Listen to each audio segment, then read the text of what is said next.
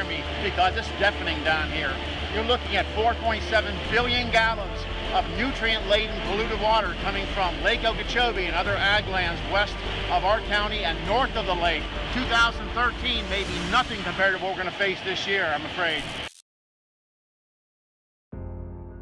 The future of the Everglades and the future of Florida's fisheries rely on an immediate call to action. We need to fix this problem right now. If we don't take advantage of the crisis that's before us, we've missed this opportunity. The problem that we're facing is not a science problem, it's not an engineering problem, it's simply a political problem. Make sure you tell your Florida's elected officials to support Senate Bill 10 before it's too late. In the 20s, late 20s, there was a hurricane and the lake overflowed and quite a few people were killed, and it was decided that a great deal of flood protection was required. So they built a levee around Lake Okeechobee and choked off the river of grass. Historically, water would flow down the Kissimmee River into Lake Okeechobee. The lake would fill up, that water would spill over into the river of grass all the way down to Florida Bay and the Florida Keys.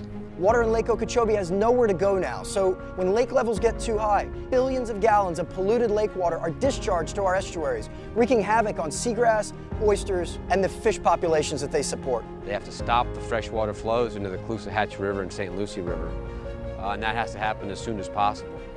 The Everglades agricultural area south of Lake Okeechobee is standing in the way of meaningful restoration of the Everglades. The blame has been shifted back and forth for leakage, causing these big algal blooms and causing seagrass die-offs. We know, because we live here and we see it, that we don't have massive algal blooms during dry years. We only have it when the lake is discharged. Not only do they control the lands and they control the water flow up there, but they control the politicians that control the water flow. And that's our only issue at this point, is political will. When do we come to the point that we decide to say, this area is worth keeping and saving? The Everglades is more than just a wild place. It's it's what provides fresh water for all of us in South Florida. There's not enough fresh water going through the Everglades into Florida Bay. That's resulted in salinity or salt content in the water that's so high that it's killed seagrass. There's been a lot of algae blooms in Florida Bay.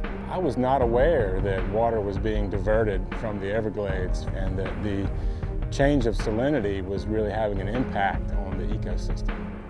It's sad, unfortunately, because you can go to a lot of places that should be just abundant with life. There's so many people that are unaware of what's going on to our state. The Everglades ecosystem supports 1.3 million jobs and represents $109 billion towards Florida's economy through recreation and tourism. 20 million people now. 20 million people call Florida home. And they don't just come here for amusement parks or sunny weather. It's water, it's to go fishing, it's to go hunting, it's to experience the rivers and estuaries and bays that make Florida great. Businesses are affected by bad water. People come here to fish, spend money on restaurants, lodging, everything in the world. South Florida's economy and the Everglades watershed will die if we don't take care of the water. The reason I come down here is to fish. We would catch 30 snook and 30 redfish and all that grass, and now there's no grass and it's all ugly and nasty. That's a crime. How much money do you spend yearly to come down here? I come down, what, a couple times at least a year. I bet these trips cost, what, $3,000–4,000 a trip, at least. So if the Everglades wasn't available for you to fish, you wouldn't come down as much? Oh, no, not near as much. So, I mean, love the Everglades, coolest place in the world. My daughters, Anna, Allison, and Marley, love fishing in Flamingo. I was so happy to find out that they loved doing it. I was concerned they wouldn't, and I never imagined that we'd be in a situation where it just may not be here for them. It may not exist, and that's pretty devastating to me. It's fine.